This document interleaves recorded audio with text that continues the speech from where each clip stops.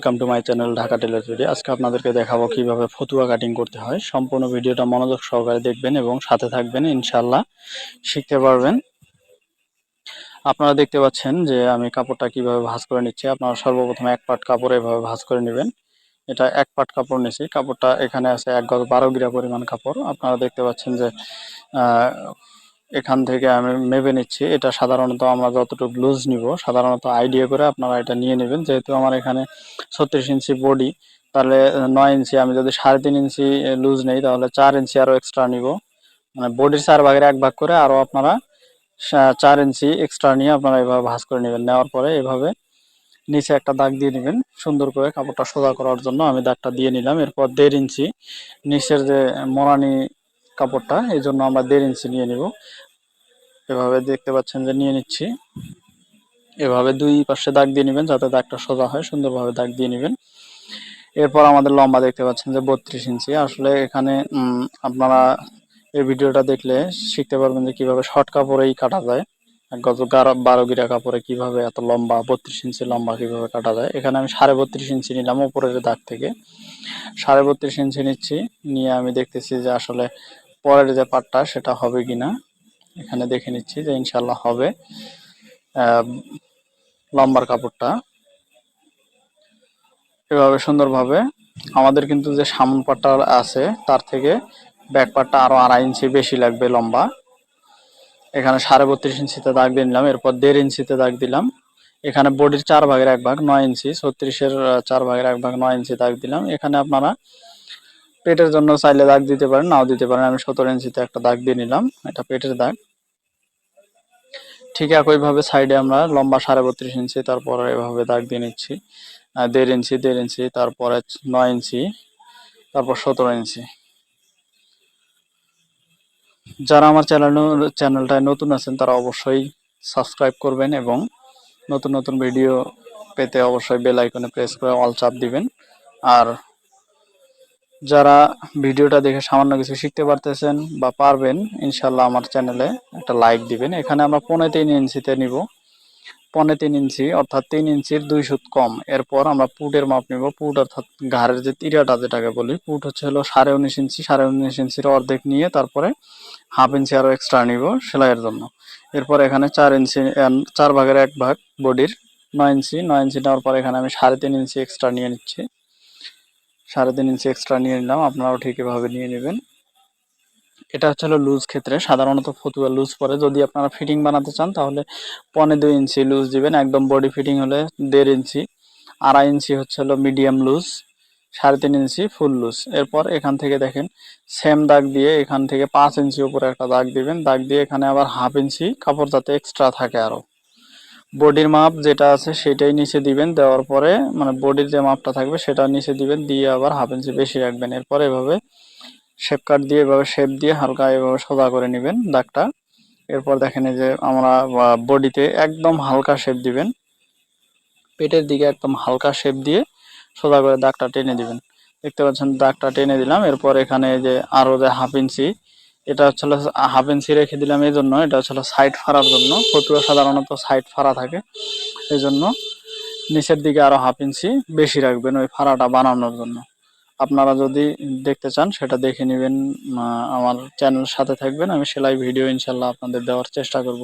এভাবে শেপ দিবেন, আপনারা আরমোল শেপ দিবেন, হাতার আরমোলটা শেপ সুন্দর করে দিয়ে নেবেন।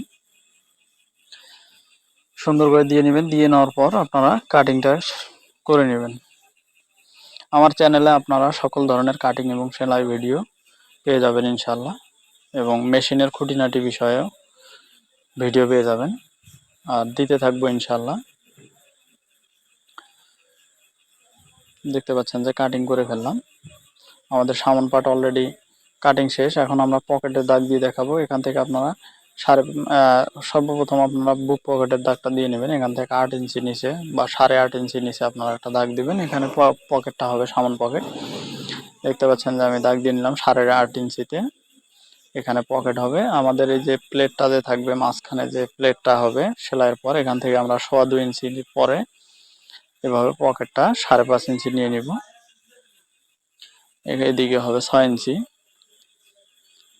5.5 ইঞ্চি মুখ এবং 6 ইঞ্চি লম্বা। দেখতে পাচ্ছেন আমি পকেটটা আপনাদের সুবিধার্থে এঁকে দেখাচ্ছি,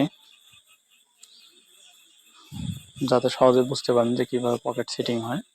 অনেকে এটা ভুল করে, পকেট সিটিং করতে একটু ভুল করে মাপের।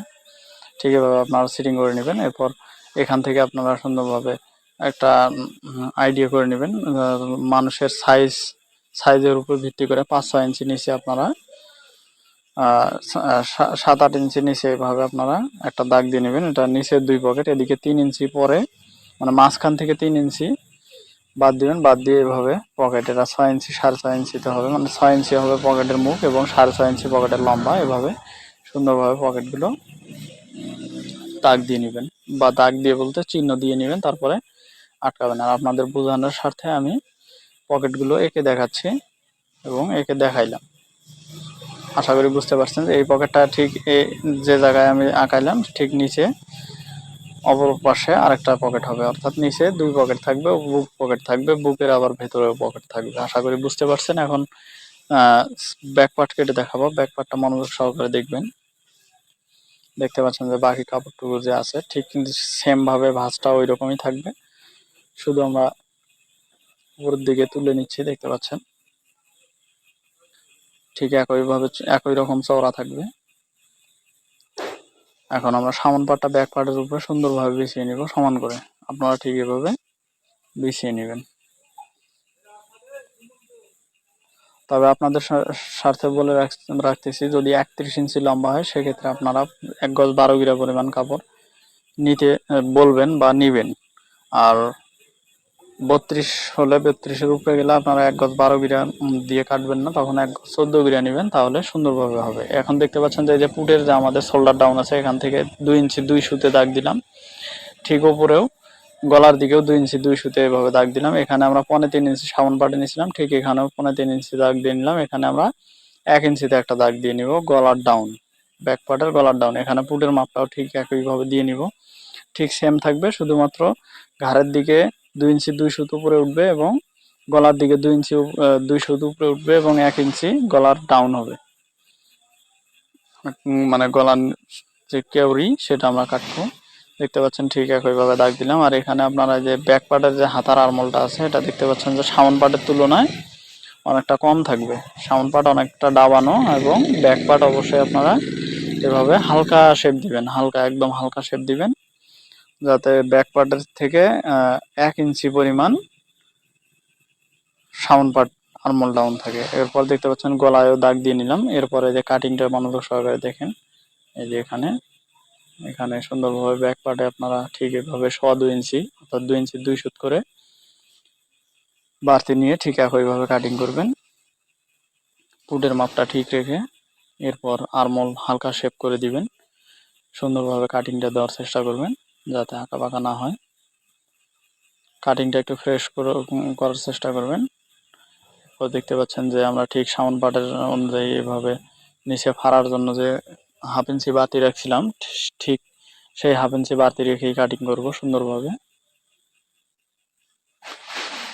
দেখতে পাচ্ছেন যে আমি কাটিং করা শেষ করে ফেলতেছি অলরেডি। সামন পার্ট এবং ব্যাক পার্ট আমাদের শেষ।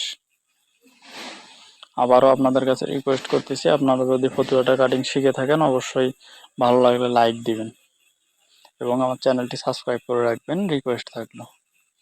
আর অবশ্যই আমার জন্য দোয়া করবেন, যাতে আপনাদের সামনে নতুন নতুন ভালো এবং যাতে আপনাদের মাথায় ঢোকে এরকম বোঝানোর মতো আল্লাহ তৌফিক দান করেন এবং সুন্দর সুন্দর ভিডিও আপনাদের সামনে উপস্থাপন করতে পারি। দেখতে পাচ্ছেন যে আমি বাকি কাপড়টা এভাবে 2 ভাঁজে ভাঁজ করে নিলাম। এবার হাতাটা কেটে নিব। দেখতে পাচ্ছেন ঠিক এভাবে ভাঁজ করে নিলাম, আপনারা এভাবে ভাঁজ করে নেবেন।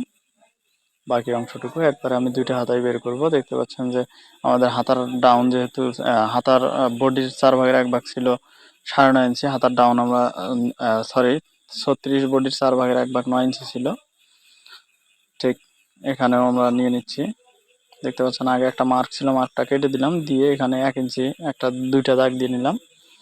ঠিক এভাবে আমি আসলে হাতার মাপটা এখানে দেখতে পাচ্ছেন যে আপনারা হাতার মাপ হচ্ছিল 11.5 ইঞ্চি। আমি কিন্তু পুটের মাপ সহ নিচ্ছি, এই জন্য ফিতাটা উপরের দিকে ধরছি। আর আপনারা এই নিচের দাগ থেকে ধরবেন, আপনারা ফিতাটা নিচের দাগ থেকে ধরবেন। আমি কারণ ঘাড়ের মাঝামাঝি থেকে হাতার মাপটা নিছি, এই জন্য পুটের অর্ধেক বাদ দিলাম, দিয়ে আমার হাতার মাপ আসছিল 21 ইঞ্চি, আমি 21 ইঞ্চিতে দাগ দিলাম, প্লাস আমি আরো 2 ইঞ্চি নিলাম। আপনারা কি করবেন, উপরে 1 ইঞ্চি বাদ দিবেন, বাদ দিয়ে এখানে 4 ইঞ্চি, সরি, এখানে আপনারা 4 ইঞ্চি উপরের দাগ থেকে নিয়ে নেবেন, এভাবে দাগ দিবেন। আবারও বলতেছি, হাতার লম্বাটা আপনারা নেবেন সর্বপ্রথম 1 ইঞ্চি উপরে বাদ দিবেন জয়েন্টের জন্য, 1 ইঞ্চি বাদ দিয়ে তারপর হাতার জন্য 11.5 ইঞ্চি আমার আছে, 11.5 ইঞ্চি নিয়ে নেবেন, তারপর 2 ইঞ্চি আরও এক্সট্রা নেবেন। এরপর হাতার মুখ যত আছে, হাতার মুখ আছে 16, 8 ইঞ্চি অর্ধেক হয়, আরও হাফ ইঞ্চি সেলাইয়ের জন্য, অর্থাৎ 8.5 ইঞ্চি নিয়ে নিছি, নিয়ে এভাবে ঠিক দাগ দিয়ে নিলাম। এখানে দেখতে পাচ্ছেন আবারও আরমোলটার বিষয়ে বলি, যে বডির 4 ভাগের এক ভাগ নিয়ে আরও হাফ ইঞ্চি বেশি, অর্থাৎ 9.5 ইঞ্চি নিয়ে নিছি আরমোলের এই যে লম্বাটা। তাহলে বডি এবং হাতার যখন জয়েন্ট করবেন তখন একদম সুন্দরভাবে মাপে মাপ এবং খাপসই হয়ে যাবে, কোনো ধরনের ঝামেলায় পড়তে হবে না। আশা করি বুঝতে পারছেন। আর আপনারা যদি কোনো কিছু না বুঝে থাকেন অবশ্যই আমার কমেন্ট বক্সে কমেন্ট করবেন, আমি ইনশাল্লাহ আপনাদের প্রবলেম সলভ করার চেষ্টা করব। সম্পূর্ণ ভিডিওটাই মনোযোগ সহকারে দেখার জন্য অসংখ্য অসংখ্য ধন্যবাদ, এবং আমার সাথে থাকার জন্য ধন্যবাদ। আর ভিডিও করার জন্য উৎসাহ প্রদান করবেন, ইনশাআল্লাহ আপনাদের সামনে নতুন নতুন ভিডিও দিয়ে দিব।